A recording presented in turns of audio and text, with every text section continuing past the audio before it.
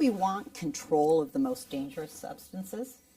We've abdicated control. What you've described is exactly the anarchy we have right now, is the people who control drugs in the United States is not the government.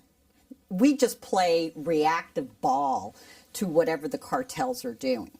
And so we know, I've heard this, and this has been the standard mantra. We're arresting all these low-level drug dealers because we're working our way up to the kingpin, but we get the kingpin, and all we do is we fragment the market. And now there's a fight for that market share, and then you see the uptick in violence.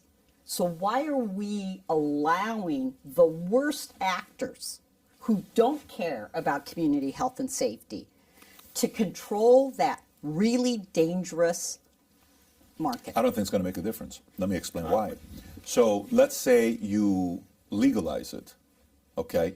What do politicians in the White House love doing? Their favorite day of the year is April 15th. Sure. They taxes. love increasing taxes. Okay? Exactly. So what happens if they increase taxes? So the same weed I could buy that's legal from Walmart or CVS is always going to be 50% higher, 40% higher than me being able to sell it illegally. So even if you legalize it, the drug dealer is going to still have the edge to sell it half the price that the government's selling because taxes are going to be increased. We still have moonshine. So let's just put this myth to bed that we are ever going to eliminate crime completely or drugs completely in our society. We're never even going to eliminate the mafia completely. We did a really good job once alcohol prohibition ended. And then what we have to do is, where I do agree with Kiki, is let's do strategic policing and take out those actors that are causing the most harm in our society, right? But from a liberty perspective, as Americans, we are never going to be a crime-free society. We're never going to be a drug-free society.